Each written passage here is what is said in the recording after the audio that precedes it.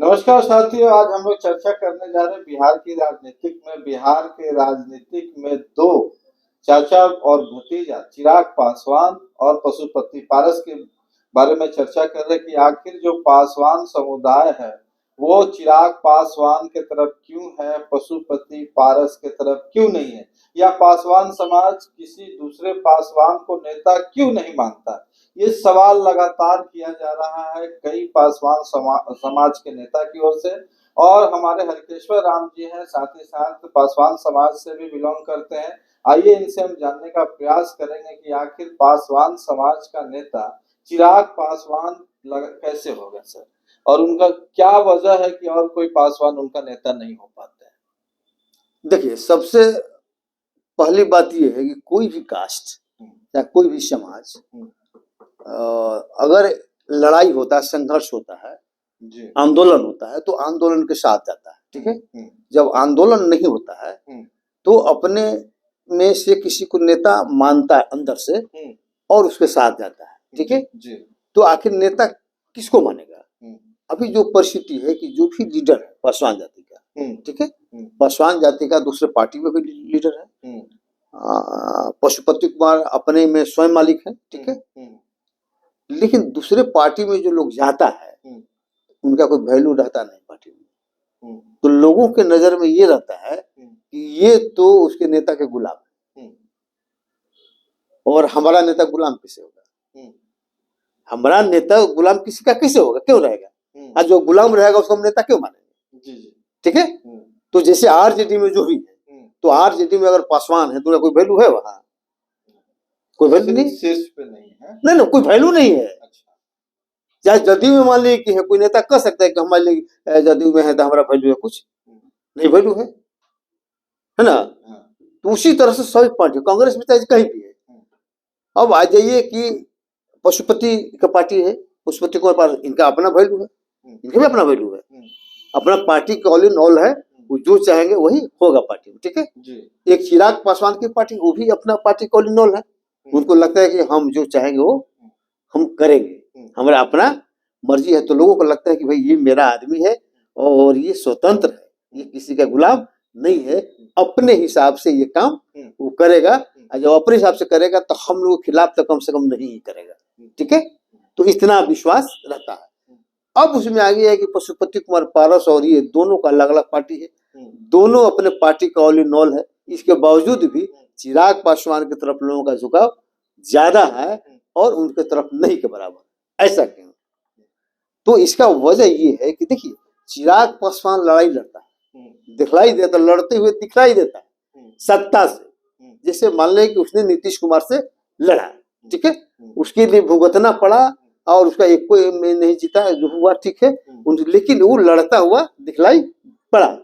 लेकिन पशुपति कुमार पारस क्या किए? पशुपति कुमार पारस मान ले कि नीतीश से मिल के, अब बीजेपी से मिल के पार्टी को तोड़ के मंत्री बन गए। ये लड़ते हुए कहीं दिखलाई नहीं पड़े, ये सरेंडर के पोजीशन में रहे। ठीक है। आइए लड़ते हुए दिखलाई दिया। अभी भी आप देखिएगा, कभी भी लड़ते हुए मान लें कि जो पार्टी में टिकट का जो बात हो रहा है, कभी भी टाइट दिखाई दे रहा है वो। ये लोग उसको झुकाने का प्रयास कर रहा है। झुकाने का क्या प्रयास कर रहा है कि जैसे बीजेपी वाले हैं और चाहे लोग पेपर मीडिया वाला भी, अब ये कहता है कि इनको तो जो अगर एनडीए में रहना है तो नीतीश के सामने झुकना ही पड़ेगा। ये मान लीजिए कि दे रहा है, बिना झुके हुए उसमें नहीं रह सकते हैं। लेकिन ये आदमी झुकने के लिए तैयार नहीं। वही चिराग पासवान की ताकत है। जिस दिन चिराग पासवान झुक जाएगा उस दिन वो नील हो जाएगा, उसकी ताकत कम हो जाएगी, तो लोगों का उस पर से विश्वास हट जाएगा। ठीक है। अब मान लीजिए कहता था कि देखिए, चिराग पासवान को भी देखिए कि अपने आप को कहता था कि हम मोदी का हनुमान है, तो मोदी के हनुमान कहने में भी लोगों को खराब लग रहा था। है मोदी का हनुमान मान लीजिए कैसे बन जाएगा? तो अपना लीडर है, रामविलास पासवान का बेटा कैसे हनुमान कैसे बन जाएगा? तो लोग नापसंद भी करते। लेकिन ये बताए गाय भी गाय, वो मोदी से भी टक्कर लेता है। जैसे मोदी के कार्यक्रम में नहीं किया, वो अपना शो किया कि हम आपसे नाराज हैं। ठीक है। अभी मान लें कि चर्चा कर रहा है, नहीं हम बात लीजिएगा, मतलब एक तरह से वार्ता कर रहा है, वो सरेंडर नहीं कर रहा।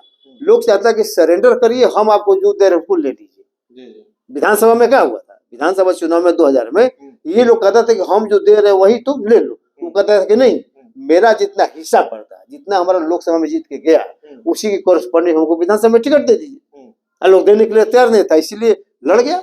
तो कहने का मतलब कि जो लड़ता हुआ दिखलाई देगा, ठीक है, तो लोग उसके साथ रहता है, उसी में अपना जो है स्वाभिमान दिखता है, उसी में देखता है कि ये स्वाभिमानी पुरुष है। और हम भी चूंकि खासकर पासवान भी स्वाभिमानी है, तो उसको लगता है कि जो मेरा स्वाभिमान की रक्षा कर सकेगा, हम लोग उसी के साथ रहना चाहिए, इसीलिए उसके साथ है कि नहीं। आज चूंकि पॉलिटिक्स में है और नॉन पॉलिटिकल में तो बहुत लोग है, स्वाभिमानी लोग हैं, लेकिन चूंकि नॉन पॉलिटिकल में इसलिए उतना नहीं हो पाता।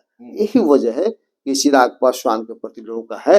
वो चिराग पासवान चूंकि लगता है कि मेरा स्वाभिमान है, इस कारण से जो नॉन पॉलिटिकल लोग हैं, जिनको राजनीति से कोई लेना देना नहीं, उसके प्रति झुकाव रहता है। दूसरे में रामविलास जी का मान लीजिए कि विरासत भी उसके साथ है, में यही वजह है और दूसरा कोई कारण नहीं है। लाख कोई ढोल बजा ले, क्योंकि आप किसी दूसरे पार्टी में रहेंगे तो उसका दाला ऐसे रहिएगा ना, गुलाम ना, आपका अपना कोई हैसियत नहीं है। जो कहेगा माई बाप हाँ माई बाप हाँ माई बाप, हाँ टिकट हाँ ठीक है, नहीं यही करिएगा ना, आपका अपना कोई वहाँ हस्ती नहीं रहेगी। तो इस वजह से चिराग पासवान का भाव है, और चिराग पासवान सही कर रहा है, लड़ भी रहा है, झगड़ भी रहा है, भले अपना सब कुछ न्यौछावर हो जाए, नहीं तुम टिकट दो, हम तुम्हारी भीख मांगने नहीं जाएंगे, हमारा जो हिस्सा है, हिस्सा का तो हमको दे दो, इनमें नहीं बात है। चलिए, बहुत बहुत धन्यवाद। आपने साफ शब्दों में कहा कि क्यों चिराग पासवान समुदाय के नेता है और क्यों पशुपति पारस